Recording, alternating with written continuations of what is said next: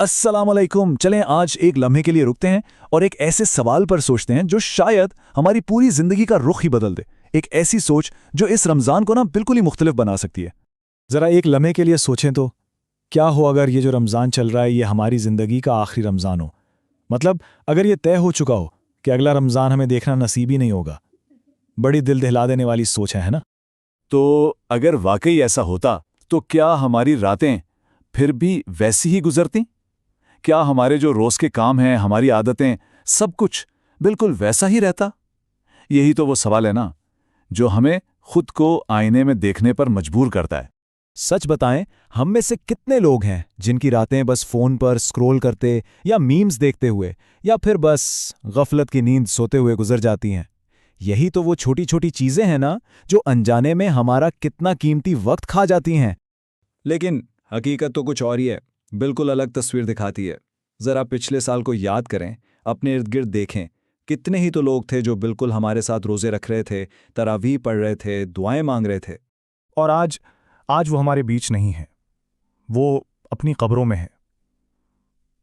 ये वो सच है, वो हकीकत है जो हमें झंझोड़ के रख देती है कि ज़िंदगी कितनी आर्जी है। और देखें, उनकी जगह पर आज अल्लाह ने हमें खड़ा किया है। हमें ज़िंदगी का एक और मौका मिला है और ये कोई आम सी बात नहीं है। ये एक बहुत बड़ी नेमत है और साथ ही एक बहुत बड़ी जिम्मेदारी भी। तो ये जो मौका है, ये है क्या आखिर? ये असल में वो चांस है, वो मोहलत है जो अल्लाह ने हमें दी है। एक चांस अपनी ज़िंदगी को बदल डालने का। और इस एक चांस में ना 3 बड़ी बातें हैं। पहली कि हम अपनी ज़िंदगी को बदल लें, दूसरी कि हम अपनी सारी गलतियों की सच्चे दिल से तौबा कर लें, और सबसे अहम तीसरी कि हम अपने रब के करीब हो जाएं। अब वापस उसी सवाल पर आते हैं।